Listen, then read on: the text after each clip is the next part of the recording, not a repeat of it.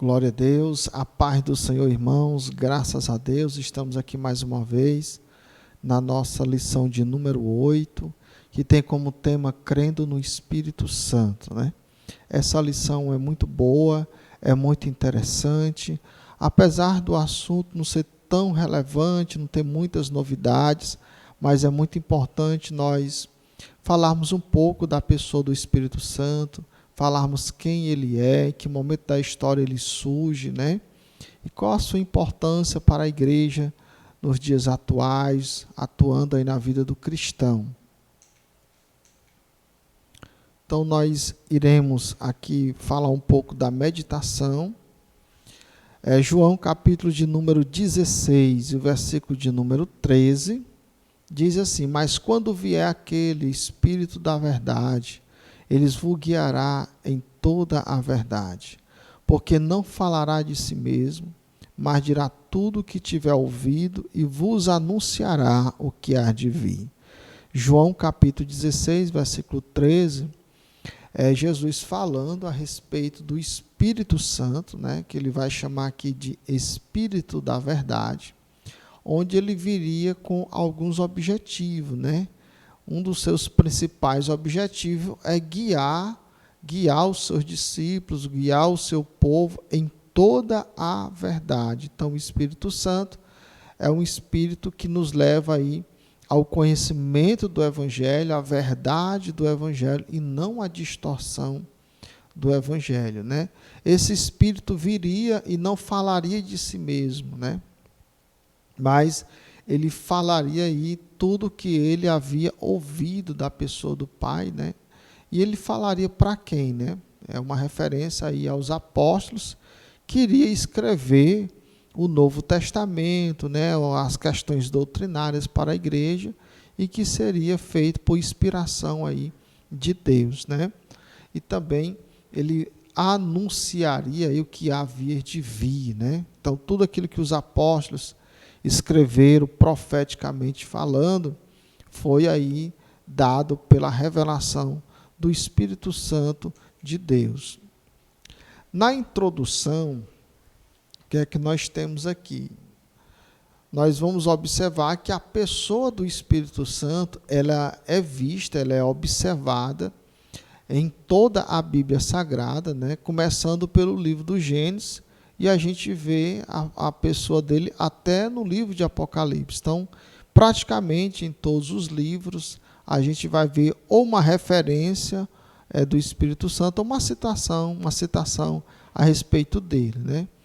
Então, nós cremos que ele é a terceira pessoa da Trindade, que no Antigo Testamento veio de uma forma esporádica, né, sobre algumas pessoas, né, que eram os profetas, os sacerdotes e os reis de Israel, mas no Novo Testamento ele veio para a igreja e continua com a igreja, né? E ele veio no dia de Pentecostes, ali no ano 33 depois de Cristo, quando a igreja estava reunida, quase 120 pessoas reunidas lá no cenáculo. Quando ele vem, reveste as pessoas de poder, as pessoas são batizadas com o Espírito Santo. A partir daquele ano, daquele momento, ele está com a igreja, ele vive na igreja, ou seja, ele vive com o povo de Deus, né? E com certeza vai subir com a igreja no dia que Jesus voltar. Então, o Espírito de Deus é bem mais observado, né? A sua atuação aonde? No Novo Testamento, né?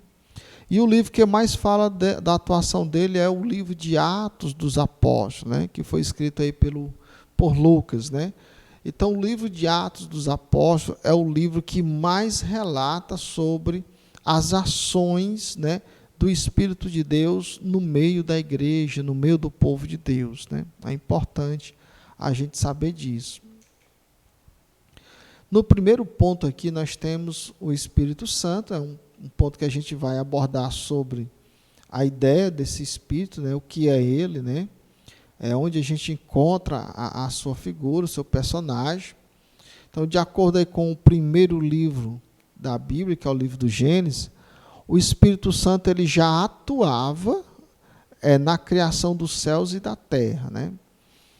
O primeiro texto a mencionar a pessoa do Espírito de Deus é Gênesis 1 e 2, que diz: e o Espírito de Deus se movia sobre a face das águas. Então, o livro do Gênesis já começa, ele já inicia falando da pessoa do Espírito Santo, né? O texto não fala da criação do Espírito Santo, não. Fala do momento da criação, onde o Espírito Santo já estava lá, agindo na criação, né?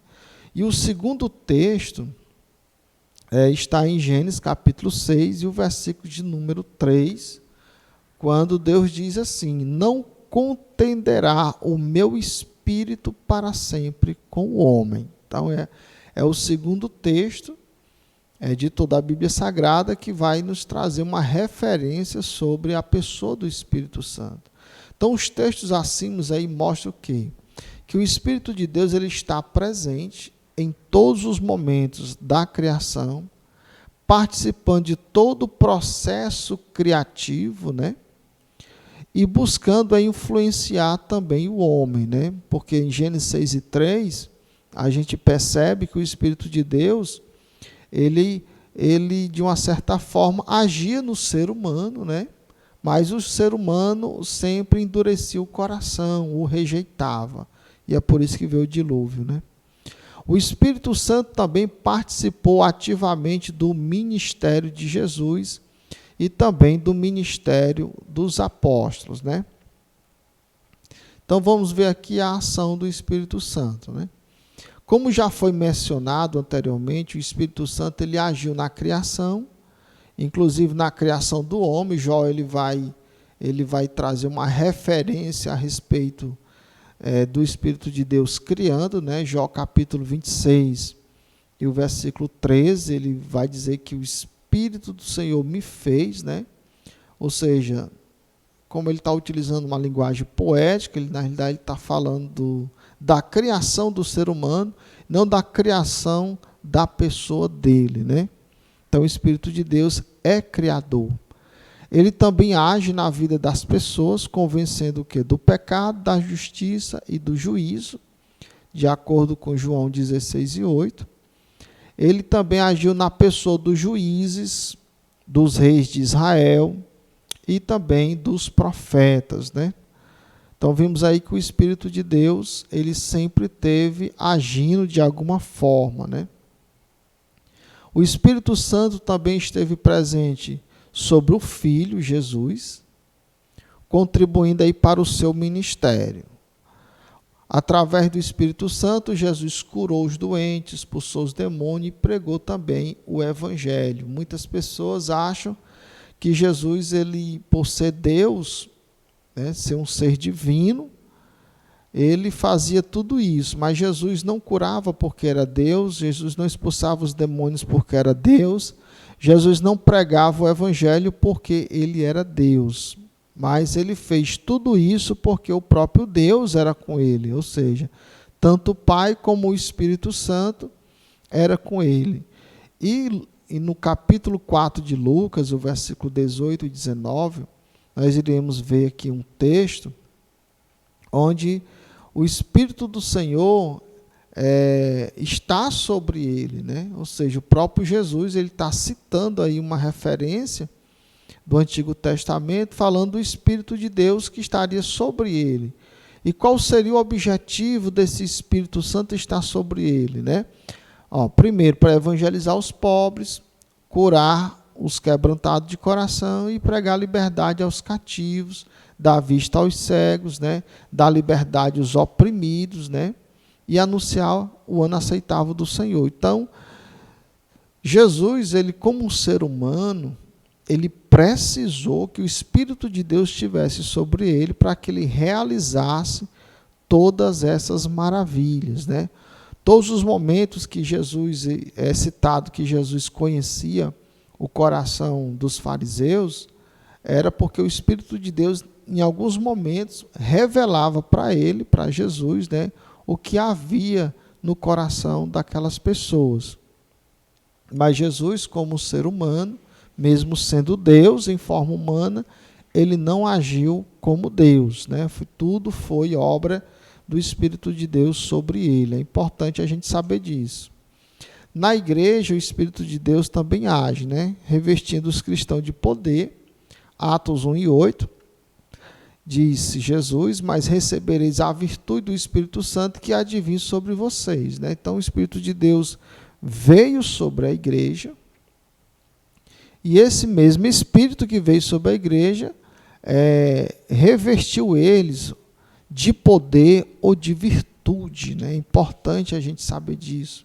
Então, o Espírito de Deus ele começa já agindo ativamente aí no dia de Pentecoste, né? O que é que ele faz mais? Ele distribui dons espirituais na igreja, né? Primeira carta aos Coríntios, capítulo 12, versículo 4, 7 e 11, Paulo vai falar a respeito disso e vai dizer que ele distribui conforme ele quer, conforme a vontade dele e não conforme a vontade do cristão, né? Ou seja, alguém está pedindo um dom, não significa que você vai receber esse dom, né? Por quê? Porque o Espírito Santo dá conforme ele quer, né? Conforme ele se agrada, conforme ele acha que deve. Ele também guia a igreja em toda a verdade. Nós já até comentamos isso, né, no começo da meditação. Ele também sela os cristãos para o dia da redenção. Ou seja, o Espírito de Deus, ele não somente reveste o povo de poder, ele não somente distribui dons, ele também guia os crentes, né, a própria igreja na verdade do Evangelho, né? Então, quem distorce o Evangelho não está sendo guiado pelo Espírito de Deus. E ele também sela os cristãos, ou seja, todo cristão ele é marcado com o Espírito de Deus. Qual o objetivo disso, né? Para o dia da redenção, ou seja, para o dia do arrebatamento. Então, quando Jesus voltar para buscar a sua igreja, só vai subir quem está selado com o Espírito de Deus, ou seja, está marcado, ou seja, tem o Espírito de Deus em sua vida, e a gente não pode confundir isso também com o batismo com o Espírito Santo, né? Então, com a vinda do Espírito de Deus sobre a igreja, em Atos capítulo 2, versículo 1 e 4, a igreja ela passou, né, a vivenciar todos esses momentos de ação do Espírito, desde o revestimento de poder, distribuição de dons, sendo guiado em toda a verdade do Evangelho e também sendo marcado por ele aí para o dia da redenção, para o dia do arrebatamento da igreja, né? Então, os membros do corpo de Cristo passaram a sofrer uma forte influência aí por parte do Espírito Santo, né? Como foi visto aí, e a gente percebe isso muito bem no livro de Atos dos Apóstolos, o Espírito de Deus agindo ativamente, né, no meio da igreja, influenciando mesmo os cristãos.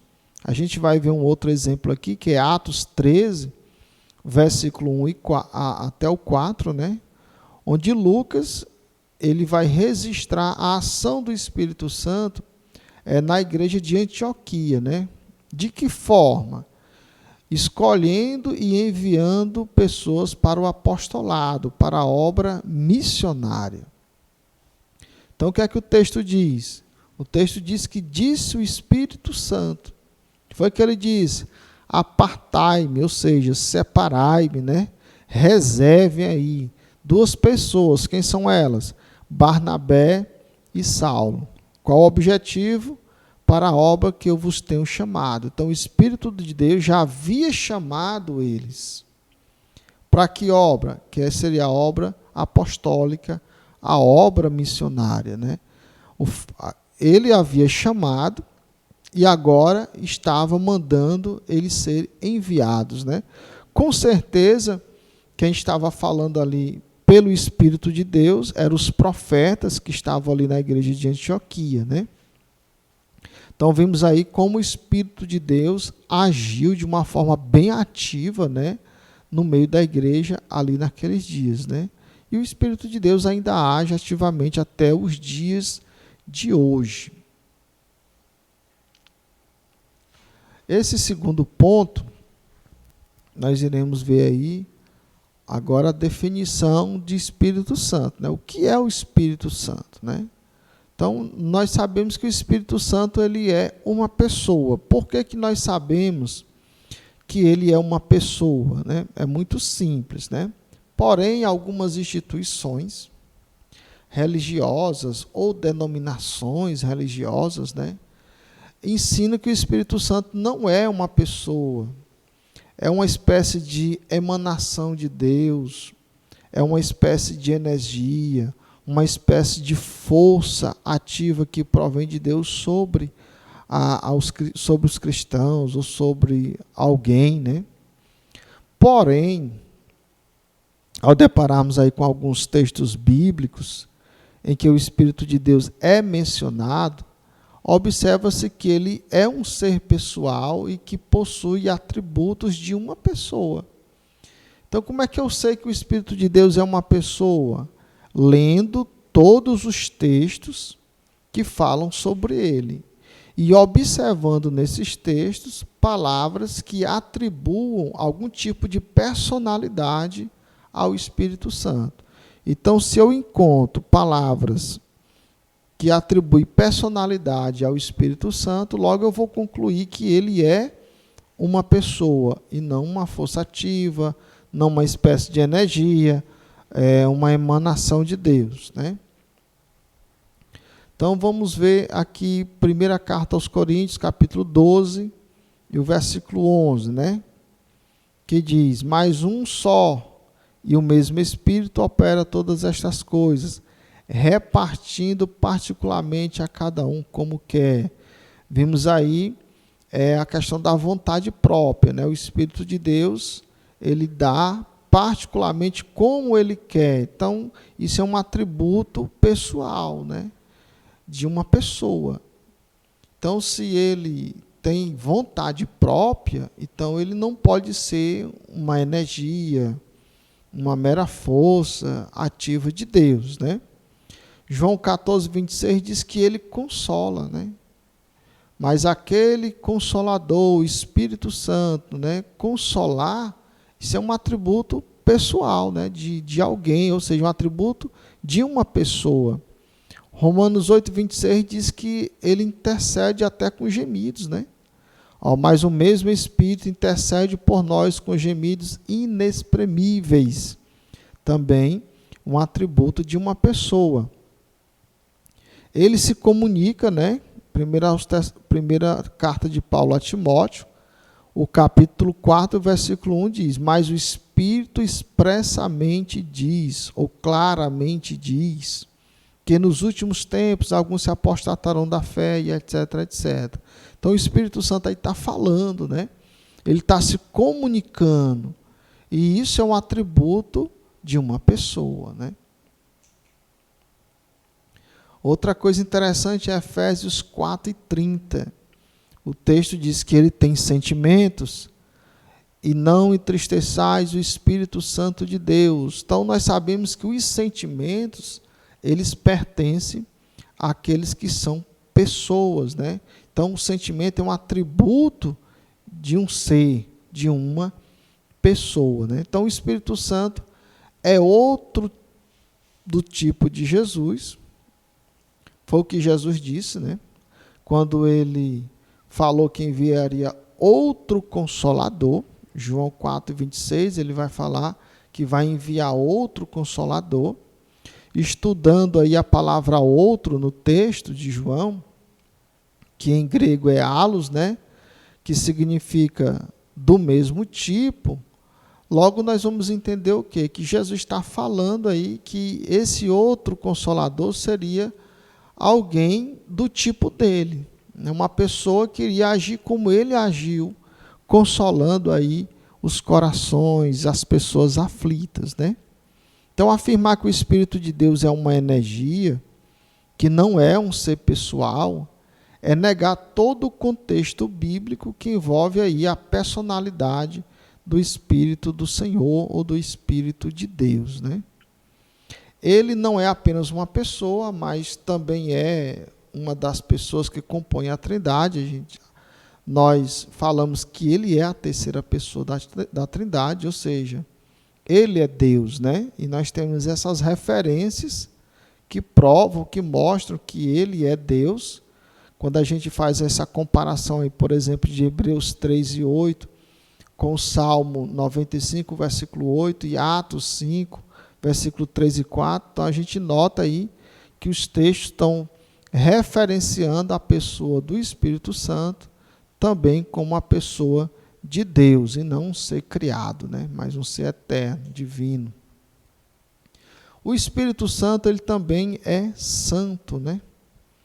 Então, de acordo com a expressão Espírito Santo, nós compreendemos um pouco melhor da pessoa do Espírito de Deus. Espírito Santo não é o nome dele, muitas pessoas acham ou pensam que é o nome dele, mas não é, né? Essa expressão indica o que ele é.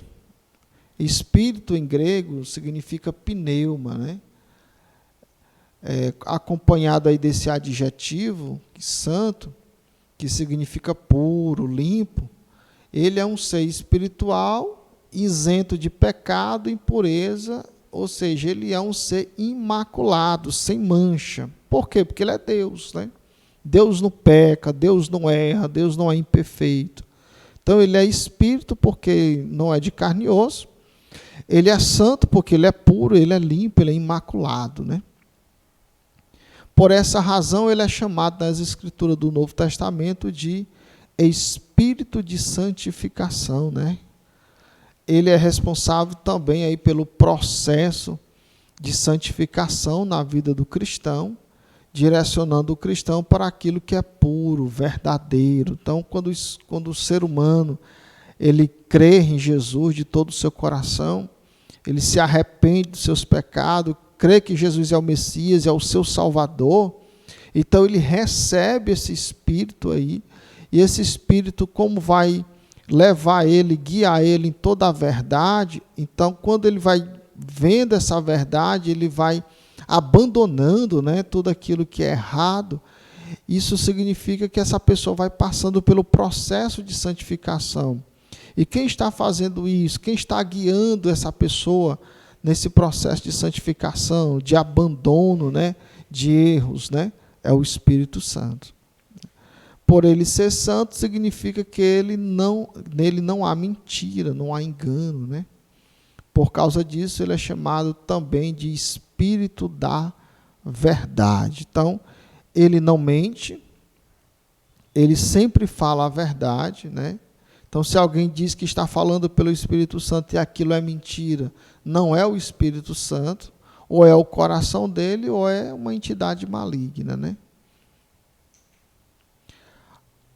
Aqui, na nossa conclusão, nós iremos concluir da seguinte forma, né? Que o Espírito Santo, ele é a terceira pessoa da Trindade, crendo que ele é um ser pessoal e não é uma força ativa, ou seja, não é uma energia, conforme algumas religiões dizem. Em particular, a Testemunho de Jeová não crê que o Espírito de Deus seja uma pessoa, né? Essa denominação religiosa não só crê, mas ensina a sua membresia que ele é uma força ativa, é uma emanação de Deus, né? Nós cremos que não somente ele é uma pessoa, mas que ele é Deus e que ele está na igreja com o objetivo de preparar a igreja aí para encontrar-se com Jesus no dia da vinda do Senhor. Então, o Espírito de Deus veio para a igreja, está na igreja, age na igreja, selando a igreja, marcando a igreja, dando dons à igreja e preparando a igreja aí para o dia do arrebatamento. Então, no dia que Jesus voltar, não somente a igreja vai subir, mas o Espírito de Deus também vai subir. Por quê? Porque o Espírito de Deus está na igreja. Então, eu espero que os irmãos tenham compreendido a nossa aula sobre a pessoa do Espírito Santo. Que Deus te abençoe e a paz do Senhor.